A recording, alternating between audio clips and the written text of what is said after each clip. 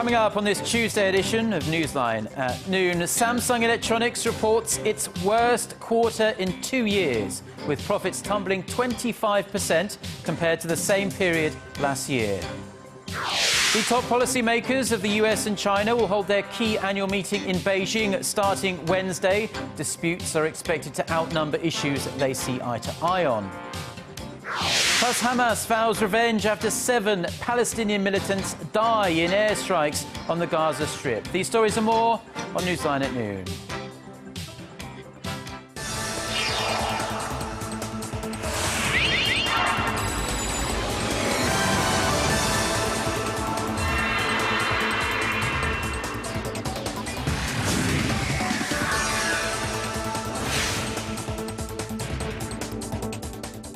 It's noon Tuesday, July 8th here in Korea. Thanks for tuning in. Live from Seoul, I'm Jin-ju. It's very good to have you with us. I'm Mark Broom. Our top story this lunchtime. Samsung Electronics released its estimated operating profit for the second quarter on this Tuesday, and it didn't make for pretty reading. Profits fell below the psychologically significant 8 trillion won mark for the first time in 2 years. What could be the cause and what is expected to come? Our Laah Hyung-kyung explains. Industry insiders in Seoul are calling it an earnings shock. Samsung Electronics' second quarter earnings guidance stands at 7.2 trillion won, or just above $7 billion, falling 15% from the previous quarter and down a whopping 25% from the same period last year. The company attributed the lower-than-expected operating profit to a slowdown in the growth of the global smartphone market and a strong Korean currency. Samsung had a hard time in high-end smartphone segment because Galaxy S5 was not sold well. Second, Samsung did not focus on mid and low-end smartphone market because of price down pressure from Chinese smartphone competitors.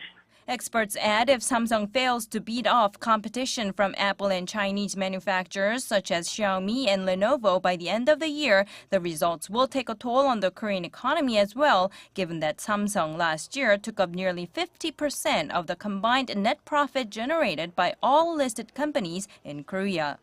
Samsung says the not-so-pretty numbers are heartily related to the absence of its ill chairman Lee Geun-hee, but with the second quarter profit hitting a 2-year low, investors are likely to put more pressure on the tech giant's management.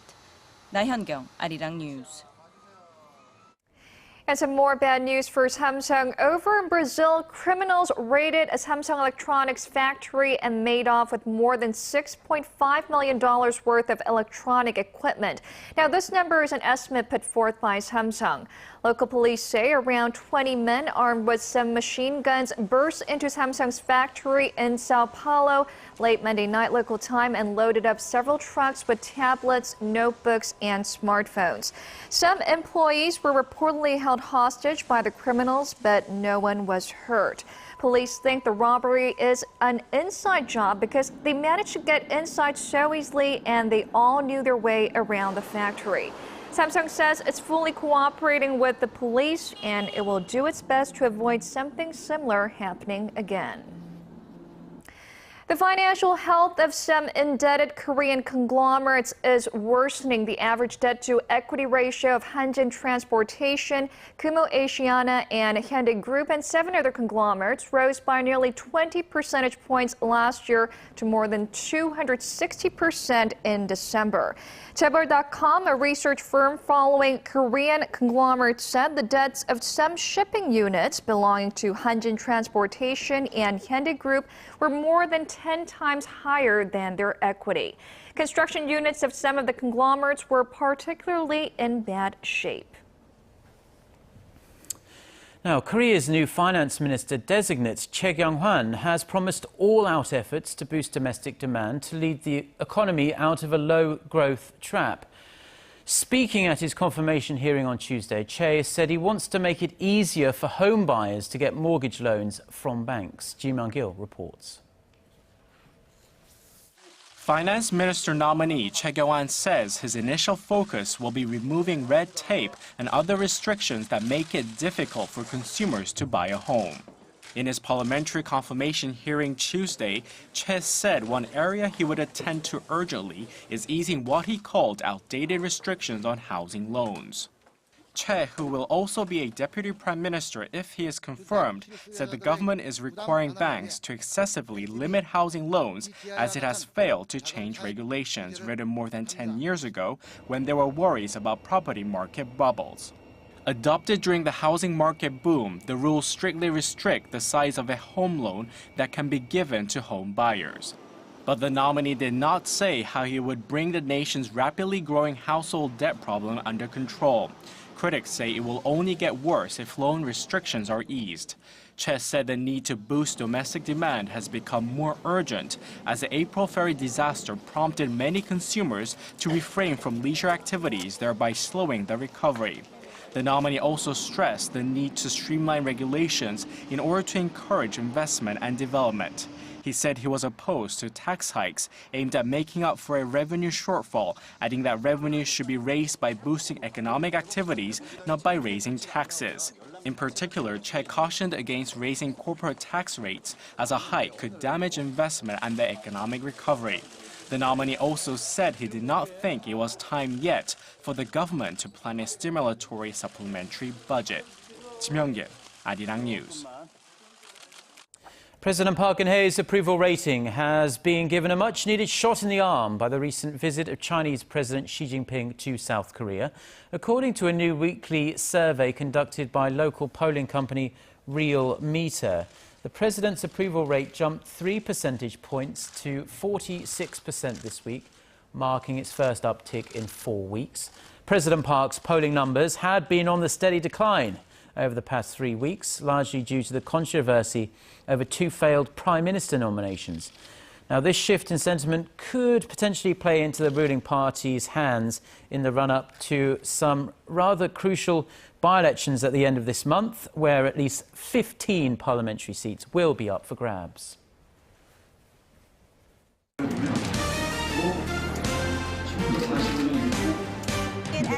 Stay up to date on the latest news out of Korea. Connecting to our team of reporters about the issues that matter to Korea. On air, on your mobile, online.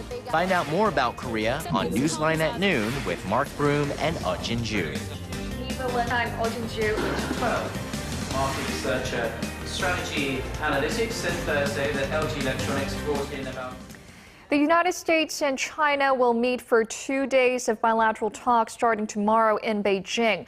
The annual meeting is aimed at boosting bilateral cooperation, but this year the two global powers may have to focus on more contentious issues. Hwang Sang-hee reports. As U.S. Secretary John Kerry heads for Beijing for the annual U.S.-China Strategic and Economic Dialogue, Washington said Monday that two countries will address a handful of pressing bilateral and global issues. Our two countries will exchange views and forge progress on global, regional, and bilateral challenges, including pressing issues related to Ukraine, Afghanistan, Iran, the denuclearization of the Korean Peninsula, and maritime disputes. State Department spokesperson Jen Psaki called the two-day meeting an important component of U.S. efforts to bolster relations with China. But more contentious topics will likely outweigh talks on cooperation. One of the most important issues for Washington could be China's alleged cyber theft of U.S. corporate secrets. In May, the U.S. indicted 5 Chinese military officers for allegedly hacking into U.S. companies to steal their trade secrets. The two also remain far apart on North Korea's nuclear ambitions, with Beijing calling for a swift resumption of dialogue, while Washington seeks more pressure by China on the north. Japan's resurgent nationalism and China's push to expand its maritime control are other potential issues for dispute. While any breakthroughs are unlikely this week, experts say the efforts by the U.S. and China to continue discussions should be taken positively by neighboring countries like South Korea. But at the same time, they say Seoul must stay alert on whether the two global powers will use the issue of North Korea's nuclear program as a negotiating card at their bilateral talks. Hwang Sang-hee, Arirang News. Today marks the 20th anniversary of former North Korean leader Kim Il-sung's death, and various commemorative events are being held in the north on this day.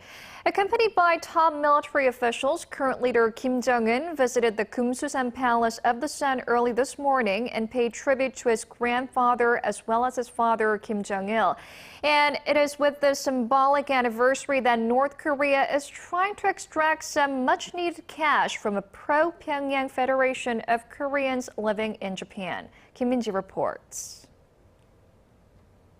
North Korea's main national daily Nodong Sinmun has published a rare article praising a pro-Pyongyang federation of Koreans living in Japan known as Chocheongmyeon. Titled The Legend of Love Engraved in the History of North Koreans in Japan, the article says late leader Kim Il-sung showed great interest in the planning and construction of the Mangyongbong, a vessel that was used to carry North Koreans and Federation officials to Pyongyang. It added that Kim said officials from the Federation were revolution comrades. The Korean Central News Agency also reported on Federation officials visiting the North to commemorate the 20th anniversary since the death of Kim Il-sung as its top story. The move comes a matter of days after Japan lifted some sanctions imposed on the North. Pyongyang seems to be laying the groundwork to get financial support from the Federation again, now that regulations on the transfer of money have been eased. Around $300,000 can be remitted to North Korea without prior approval from the Japanese government. However, there are voices of concern emanating out of the Federation. Japanese media reports say some businessmen within the Federation dread becoming the source of funding for North Korea. It seems their woes will deepen, though, as North Korea continues to cozy up with Japan. Kim Min-ji, Arirang News. Back here in South Korea, and hundreds of drivers have launched a class action lawsuit against some of the country's biggest automakers. This comes after the Korean government announced last month that 2 local automakers, including Hyundai Motor and 4 foreign brands, overstated the gas mileage of some of their vehicles. Laah Hyung-kyung reports. Consumers who bought cars with overstated gas mileage are taking some of Korea's biggest automakers to court. As of now, around 1,700 people have joined a class action lawsuit. The overwhelming majority are owners of Hyundai Motor's 2013 Santa Fe SUV, taking up almost 90% of claims. Drivers who own Sangyong Motor's 2013 Corando SUV and some imported cars have also joined the lawsuit. A lawyer working on behalf of the drivers says he expects the number of plaintiffs to rise and eventually top 3,000.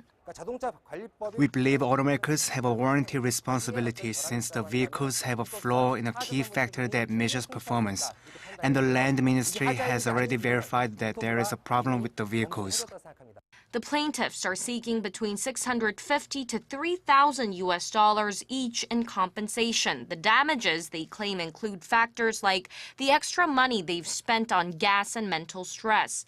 But with the Land Ministry and Industry Ministry divided over the correct way of calculating fuel efficiency, pundits are expecting a fierce legal battle. Even if the plaintiffs win, it doesn't mean all of the 110,000 people who own the models in question will receive compensation. Only those who filed a claim will receive a payout. 황지혜, Arirang News. Now, travellers in Korea have had to experience some inconvenience when buying airplane tickets or other travel products. This because many travel agencies and airline ticket reservation sites advertise prices that don't include tax and extra charges, and they do this in an effort to entice customers. But after the middle of this month, this practice will be no more. The Ministry of Land, Infrastructure and Transport said on Tuesday that the Cabinet has passed a revision to the nation's Aviation Act that would require the total fare for airline tickets and travel products, including tax and extra charges, to be advertised starting July 15th. Korean tech giant LG Electronics has started selling its G-Watch smartwatch online at the Google Play Store and offline at stores in some countries on this Tuesday. The first Android-powered smartwatch will be available in 27 countries, including the US, Canada, France and Italy. Now, it comes in two colours, as you can see there, black and white, and the watch boasts an always-on feature that allows the display lights to be activated at all times, making it easier for users to check the time. G-Watch is compatible with smartphones running Android OS version 4.3 or higher and will retail for $265 in Korea. And in other news, Pope Francis has offered his deepest apologies to the people who suffered sexual abuse at the hands of Catholic priests.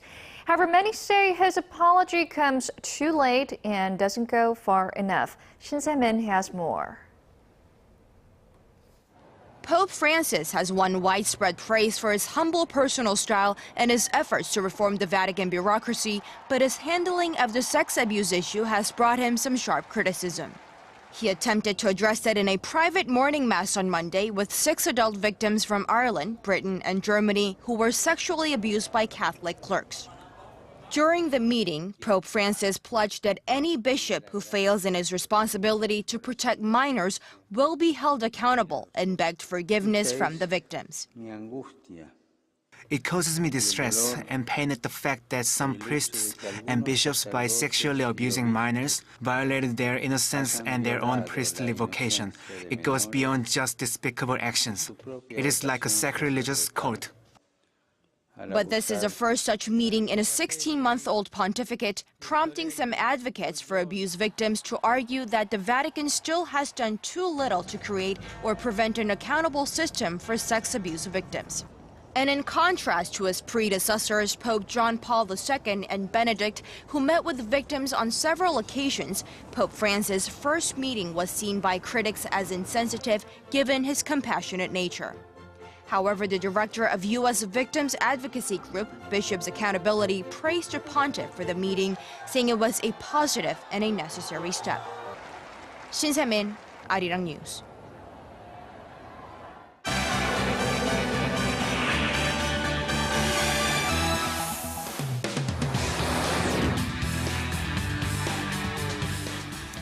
Time now for a look through the international headlines we're following this Tuesday. For that, we turn to our Eunice Kim standing by at the News Center. Yes, Eunice, the heat keeps rising along the Gaza Strip following the deaths of Israeli and Palestinian teenagers. Both sides are exchanging fire, and this is, of course, escalating the already heightened tensions. That's right, Mark. Palestinian militants are now threatening revenge after it claimed Israeli airstrikes killed at least 9 of their comrades, which would mark the highest death toll in a couple years since a cross-border war back in 2012. Now, Hamas said 7 of its fighters were killed when a tunnel collapsed following a strike, and 2 others in a separate drone attack. Israel's military has carried out strikes against 15 Hamas targets since Sunday. On Monday, it drew up a reserve 1,500 men strong for the first time since 2012, citing military preparedness. Now, Hamas leaders have confirmed it bombarded Israel with some 40 rockets and mortar fire. Meanwhile, in an update to investigations on the Palestinian teens' kidnap and murder, Israeli police say 3 of the 6 Israeli suspects arrested have confessed to their crimes. Preliminary results have placed Afghanistan's former finance minister, Ashraf Ghani, in the lead to become the country's next head of state. The Independent Election Commission gave Ghani 56.4% of the vote to his rival Abdullah Abdullah's 43.5% in the June 14th presidential runoff. Abdullah's campaign has angrily rejected the results, calling it a coup against people's votes. Both camps have questioned the validity of the ballot. Votes are being rechecked at more than 7,000 polling stations, or about a third of the centers. Final results are set to be released later this month on July 22nd. 82 people shot at in 84 hours. The U.S. city of Chicago was the site of a violent July 4th weekend that proved fatal for 14 people. A list of the suspects included gang members and people with criminal histories. Some incidents involved police fire, including the shooting death of 2 16-year-old suspects. Family members said one woman was preparing food on the grill when a drive-by shooter took her life. Most of the victims were young Black or Hispanic men in the poorer parts of the city. Mayor Rahm Emanuel called the rampage simply unacceptable. The city's police superintendent blamed the weekend bloodshed in part to weak gun laws, saying there was, quote, too many guns coming in and too little punishment going out. And finally, a powerful earthquake has rocked much of southern Mexico and Central America at large, triggering mudslides and damaging communication infrastructure and buildings.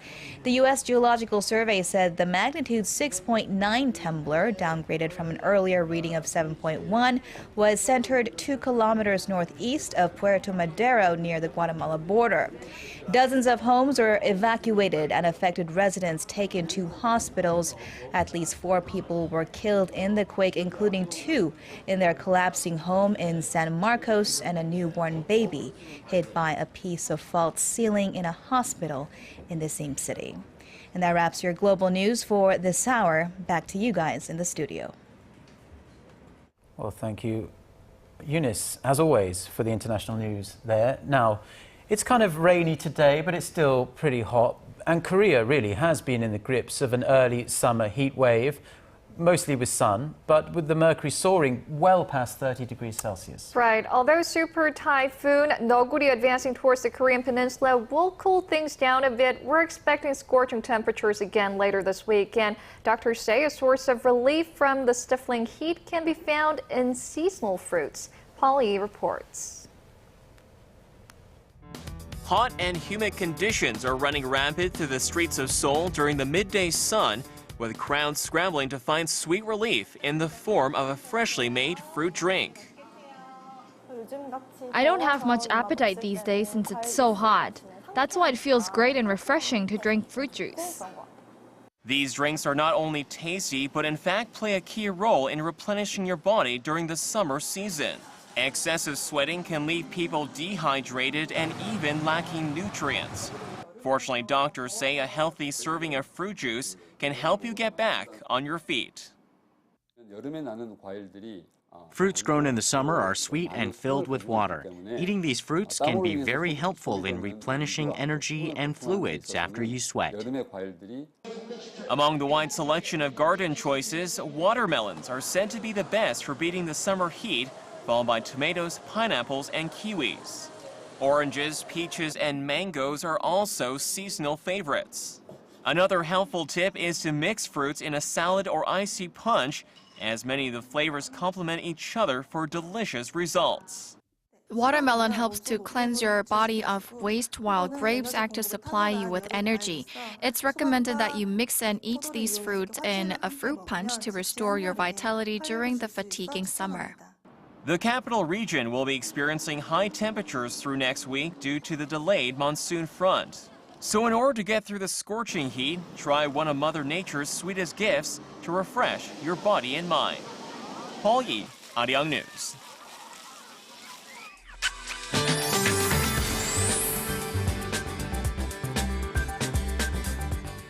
Good afternoon. Well, yesterday was the hottest day of the season in the capital, making it hard to believe a typhoon was on the way. Well, today should be similar to a tad lower than yesterday across the nation, under lots of clouds with showers in most regions. So upper provinces will see rain again later at night, while the southern provinces should see showers in the afternoon hours. And this is the typhoon Noguri, which is gradually gaining power and heading towards to Japan, Okinawa. And Korea will be indirectly affected by it today. Strong winds and high waves are expected in the waters south of Jeju Island. But tomorrow, the waters south of Jeju should be directly affected by the storm, since it's expected to be the closest to the Korean peninsula from Thursday or tomorrow evening to Thursday morning. So please take the necessary precautions. Keep that in mind, and let's take a closer look at the readings for today.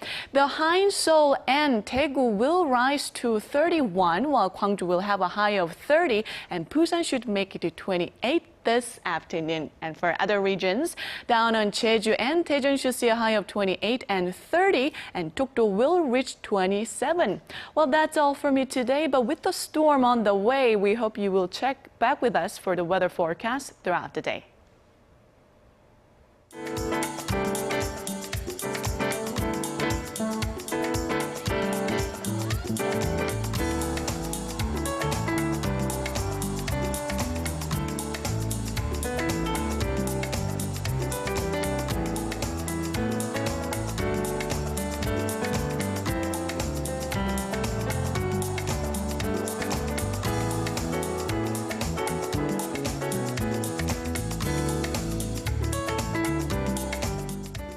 And those are the stories we're following at this hour. Jinju and I will be back at the same time tomorrow. Until then, goodbye.